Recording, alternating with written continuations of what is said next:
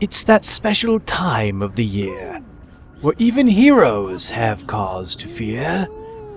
Denizens crawl out from the Mad Realm, with Mad King Thorn taking the helm.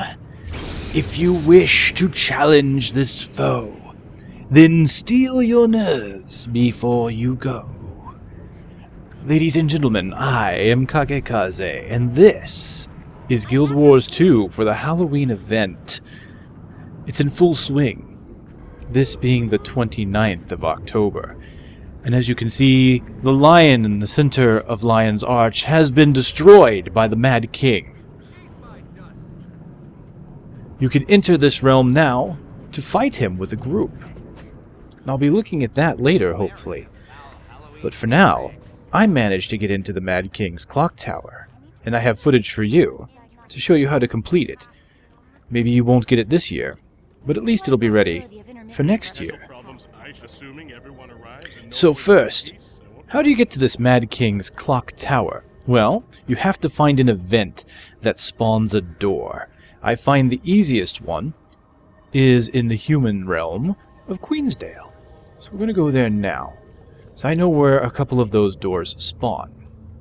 I'll even provide a link to a guide I've been using.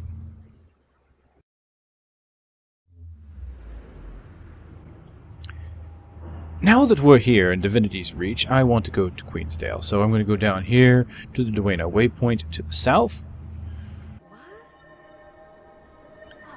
Turning around and going out to Queensdale. So here we are in Queensdale, and we have several pumpkin events, it looks like here. Mad King's Realm, all over the place. See this? These are where the doors can spawn. As of last night, these pumpkins weren't here. They apparently are fully open now. As you can see here on the upper right, knocking on the door, adventurers can now enter the Mad King's Realm. Now, prior to that, these doors would appear at random. See, I'm looking at a door right now. They're in the distance. So, you might have to wait here a bit for them to all open, or you can go to certain spots on the map where they will phase in and out of existence every few minutes or so. Once the door spawns, you can use the door, and you have a random chance for it to be one of different kind of event. There is a dynamic event that spawns from one of these doors. There are monsters that spawn from these doors, and every now and then you get one door where you see the pumpkin there above Haunted Door. You'll get a door just like that. So if everything's not up like you see it now, in this case, you can wait at some of these locations, and these are the same locations that the doors will phase in and out of existence. So right here in the field, over here by the farm, another one up here north of the farm in Shaymore Fields. So the reason why I teleported here specifically is to show you, if you're not used to this area, how to get here if you're not a human. Also, it's cheaper to teleport around like that, as teleporting directly here would incur a cost as opposed to going through the gates. But that's how you get into the Mad King's Realm. Just come up, use the door. Now that you're in the Mad King's Realm, you have several places that you can go.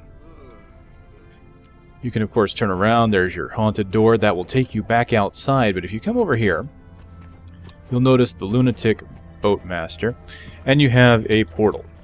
This portal will take you right inside the Mad King's Labyrinth, which is a great place to farm if you want to complete the Halloween achievements. There are many monsters in here that you can fight, and little events, as doors will spawn inside the Mad Realm as well, leading monsters to come out and fight you.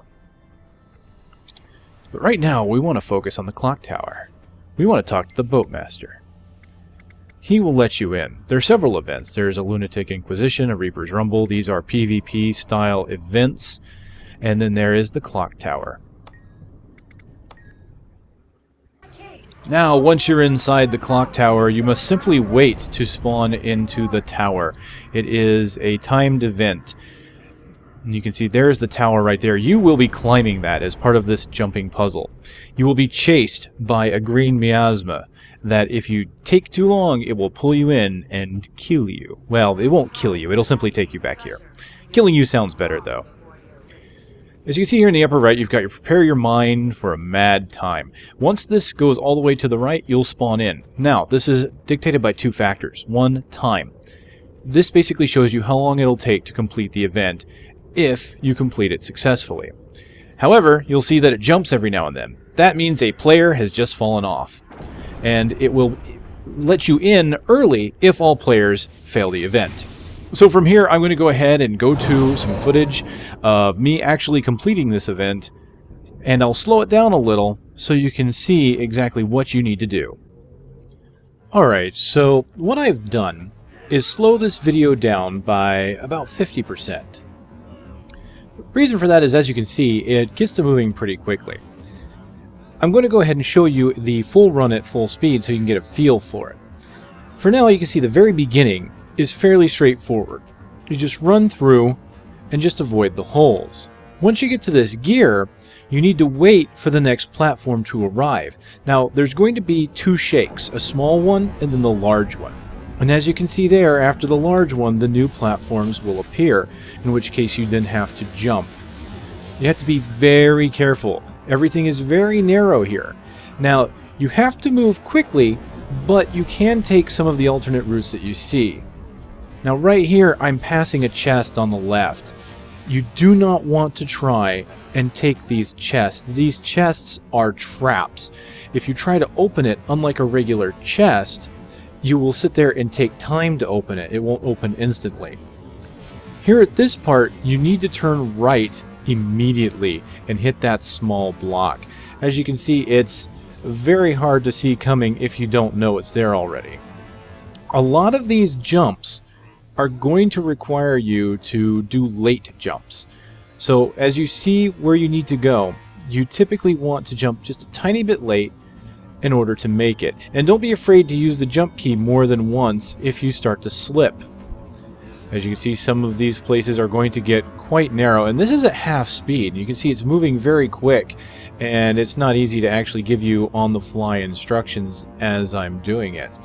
But you're going to climb up here, and where these two beams are, this is important. This is where you jump down, and you'll see here in a moment, if you look down, there's a gear that you're going to hit, and there's another chest. Again, don't try to take the chest. You'll see a bar there try to appear. This half gear can be a little tricky. Try jumping towards the left when getting onto that gear, or you might slip trying to go on the right. You have to be pretty much on the exact center there.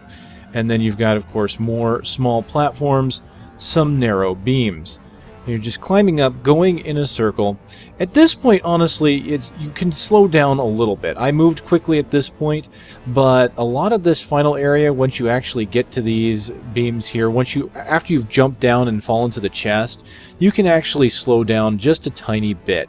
You don't have to be in the ultimate rush. The big rush is in the very beginning. But now that you've gotten up here and you get to these stairs, you've actually completed it, and what you're waiting for is for lightning to strike the tower. The clock face that just passed is where you're actually going to jump into. So once it comes by again, you'll see a lightning strike, it'll open up, and you just jump right into it.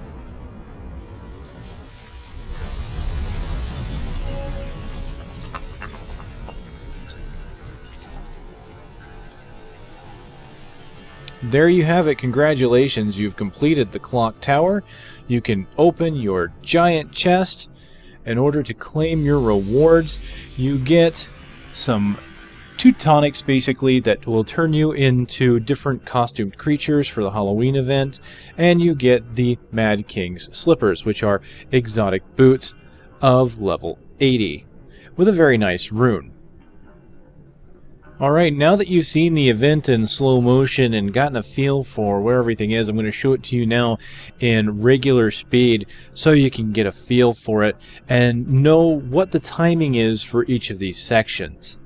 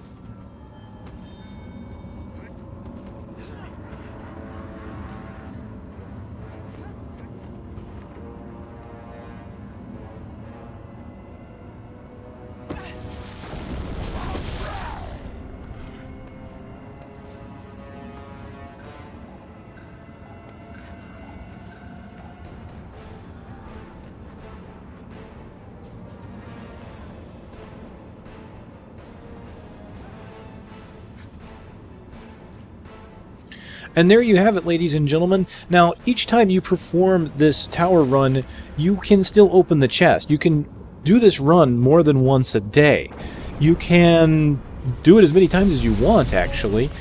You do not get the same rewards, though. For each successive run, you will get a trick-or-treat bag, which will give you somewhere between 8 and 10 is what I've been getting, trick-or-treat bags. So if you're good at the jumping puzzle and you want a quick way of getting trick-or-treat bags, this could be for you.